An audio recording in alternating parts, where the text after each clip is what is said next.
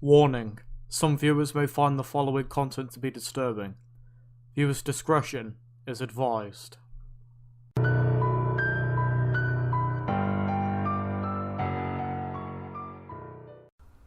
Does anyone remember an old PC game from the early 1990s called Mr. Minx?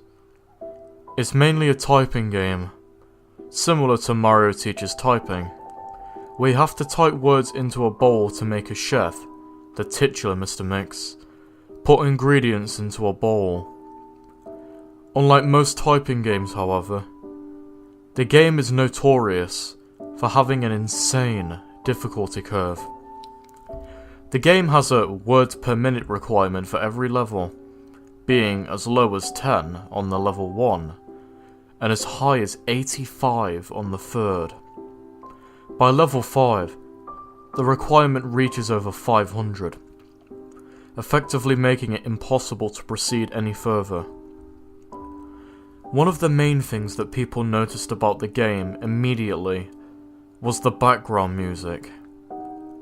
The music on the first level was an unsettling pattern of growls that got progressively louder as the level went on, often causing damage to early computer speakers that were not designed to handle extreme high volumes of sound. The second level had no music at all, and the third had what appeared to sound like an extremely low quality recording of a hairdryer playing in the background.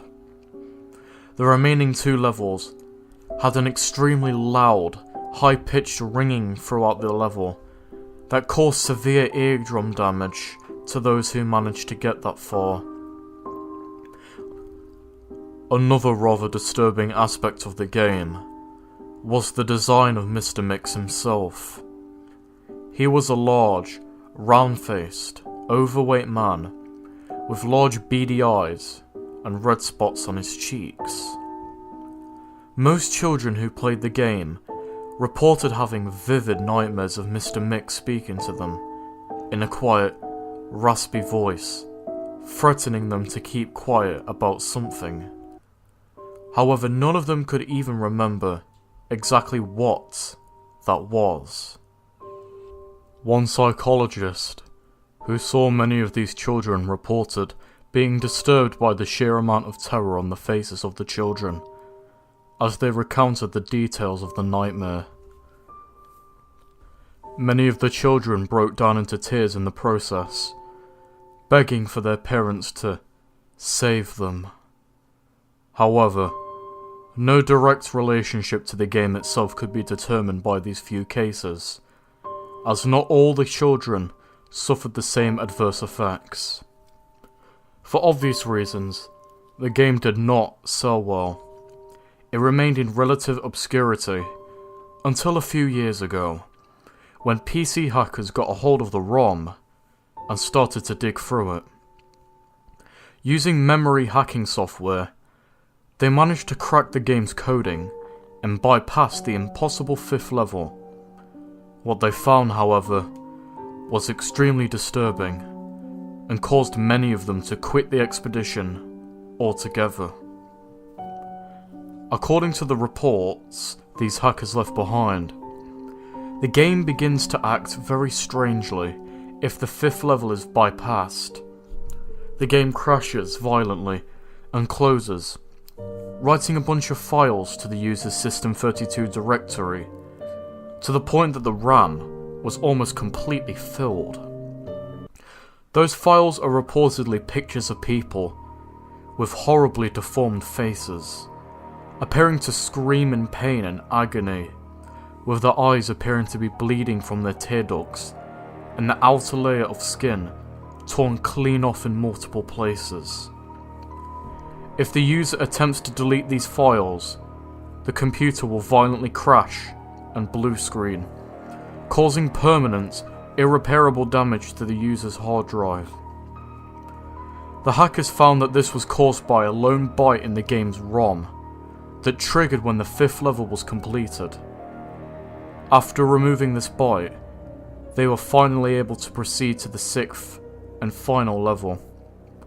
Unfortunately, all of the original hackers declined to discuss what they saw in the final level. All of them became extremely paranoid and reclusive, refusing to discuss anything to do with the game, and would show astonishing extreme symptoms of post-traumatic stress disorder. Most of them ceased to be able to form coherent sentences within a week, and within a month, all of them went missing. All known remaining copies of the game have been destroyed, and to this day, no one knows what was in that game that caused them so much psychological damage. And maybe it's better that way. 2 years after this incident, a man was arrested after trying to kidnap an 8-year-old girl from a grocery store. Through DNA and fingerprint analysis, the man was identified as one of the original hackers who viewed the final level of the game. He was wearing a white chef's hat. He had a look of unspeakable malice and insanity on his face. When he was interrogated, the man would only say one thing. I'm Mr. Mix. And that, my dogs, was Mr. Mix, a haunted game, or I guess creepy game creepypasta. My final thoughts on this story? It's alright, I'm gonna be honest. Now, it didn't, impress me too much. It was just run-of-the-mill pretty average. I liked it, up until the ending, because the ending is a bit ridiculous, let's be honest. Because up until the ending, I feel like there could be a ROM hack for this game. Like, somebody could actually make it. But, the ending makes no sense, which kinda bugs me. But overall, though, I don't hate the story, it's just middle ground for me. But I can see the appeal. But it is underrated, I don't really hear too many people speaking about Mr. Mix. So yeah, if I would have known this existed until recently, it probably might have appeared in my top 10 or top 5 most underrated creepypastas. I'm pretty sure it'd either get a number 8, number 9 spot, or even an honourable mention. But yeah, if I had to give this story a final rating, I'm giving it a 6 out of 10. It's decent, let's be honest. It was good enough until the ending. The only thing that ruined it was the ending. So it gets a little above average, it's okay. Anyways, this has been The Dark Author. If you enjoyed this narration and you'd like to see some more, be sure to like, comment and subscribe. Hit the bell so you can stay up to date with my latest videos. And subscribe to the channel if you want to get me to 500 subs so I can narrate Squidward Suicide, my least favourite creepypasta. But until then, I'll see you guys next video. Good night, everybody.